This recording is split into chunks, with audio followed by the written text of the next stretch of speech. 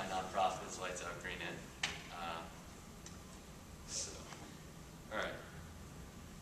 Time was back in the 1940s, and the world was in the midst of one of its greatest crises. Millions of people were being slaughtered around the world. And in America, the greatest generation itself was sacrificing. War bonds were sold, rations were maintained, and metal was scrapped from everywhere. In fact, everyone knows the saying, the greatest thing since sliced bread. They actually gave up sliced bread in order to scrap the metal that was used to slice the bread for ammo and weapons. So this was only on the home front. In actuality, people were sacrificing their lives as well, all because the world was at stake.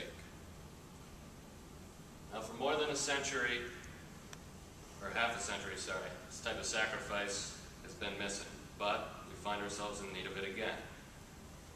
Last year's EPA report finally said global warming is unequivocal and primarily human-induced. Now, of course, the U.S. was a little bit behind places like Europe, but still ahead of places such as China and India in coming to this conclusion. But it's a call for action to all of our citizens. Now, what does this mean? Well, worldwide, by 2090, the homes of 13 million to 88 million people will be flooded by rising sea levels. That's a mid-range projection as well. And basically, what will happen is the polar ice caps are melting, and they're going to continue to melt at rapid levels due to the warming of the globe.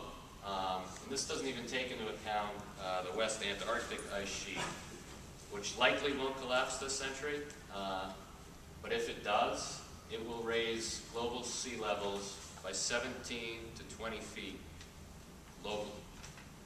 So there's going to be a lot more than 13 million people who are going to be flooded out by that. Here in the U.S., we're going to see coastal flooding and erosion. As you can see, this photo was taken in North Carolina. Extreme heat. Now, a lot of people hear global warming and they say, well, you know, it's 40-degree days, and so those are going to be 50-degree days. Well, we often forget the heat waves in Chicago, for example, in 1995 that killed 800 people, or in Europe, even in 2003, that killed 20,000 people. So extreme heat is nothing to look forward to. Also, extreme weather events, things such as hurricanes and tornadoes, they may not happen as frequently, but they're going to happen sort of in get a larger bang on those. Poor air quality, you're going to see a lot of people with asthma and respiratory issues really struggling. Easier spread of disease. I'm sure everyone thinks they're rather clean, so the spread of disease won't really hurt you. You know, you wash your hands, and you know, you don't use someone else's glass when you're out to dinner or something. But actually, the easier spread of disease, has everyone heard of West Nile virus?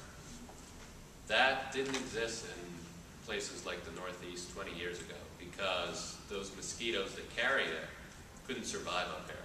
But since it's getting warmer, they're able to survive up here. So they're bringing this disease that no one in the Northeast thought they would ever have to deal with, and now they have to deal with it. Stress on water resources and a drop in crop and livestock production. A lot of times people read over stuff like that, but for example, in the Midwest, if they can't get any water, how are they going to grow their crops? The Northeast is sort of in line to get a decent amount of, you know, to have its water production still be okay. But places such as Iowa that rely on growing crops, they're going to have to change their livelihood. Northeast effects, we've got extreme heat and declining air quality, as we talked about. Production of dairy, fruit, and maple syrup are some of the staples that will be affected here. If you look at it, less snow will force a lot of ski areas to close. Actually, a lot of ski places are adapting right now, and they're putting up these sort of, trying to become like year-round resorts. Because they see the handwriting on the wall ski season's only 2 months or something. And also severe flooding and heavy downpours. Now, this sort of list of effects came from the EPA last year.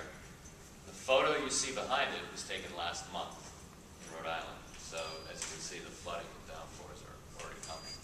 That's Route 95, or at least part of it. So why is this happening? Well, frankly, the Earth has warmed probably by 1.3 to 1.7 degrees in the past 100 years. The warming stems largely from an increase in greenhouse gases. From 1990 till now, greenhouse gases have been increasing at about 2% each year. Now, why are they increasing? Well, we're burning fossil fuels at the highest rate they've ever been burned. So that's the greatest factor behind the greenhouse gases.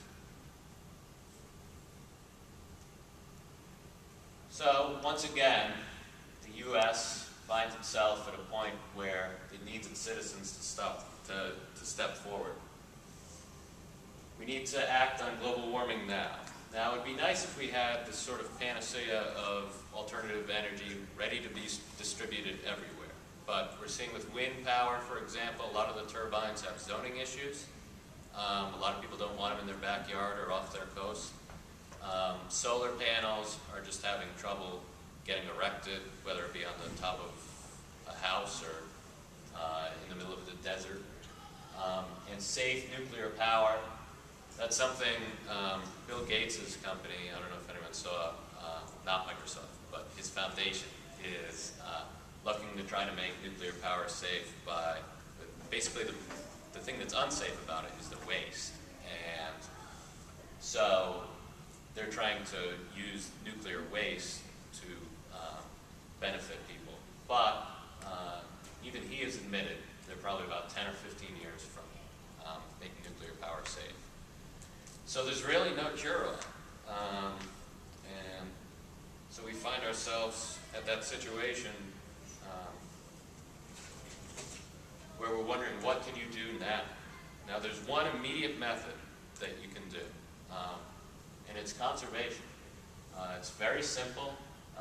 Part of it's self-sacrifice and whatnot, but a collective action by a community to conserve, to cut back, can cut down that 2% emissions that we're increasing every year, and it can basically halt global warming in its tracks. Now, it might be too late.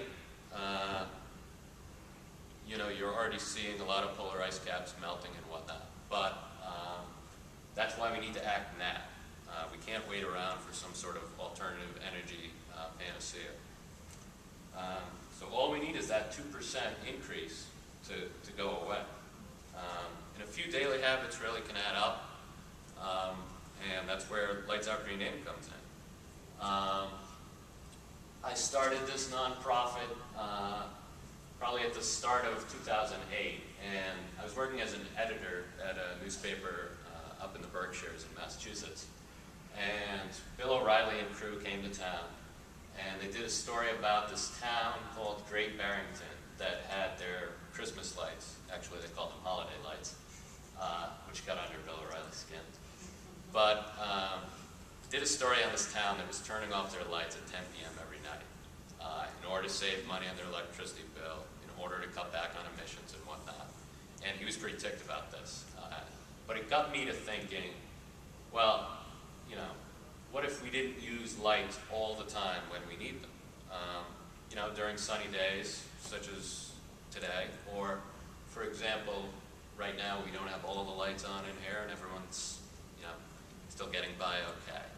And really, we just leave the lights on a lot out of daily habit. Now, the Earth Group here, for example, tonight from 7 to 8 is having the St. John's Earth Hour and encouraging everyone to turn off their lights. And they're gonna track it and let everyone know, you know, how it really adds up. So, yeah, 7 to 8 tonight they're doing the same thing that Lights Out Green In is asking people to do from 11 to 1 every day.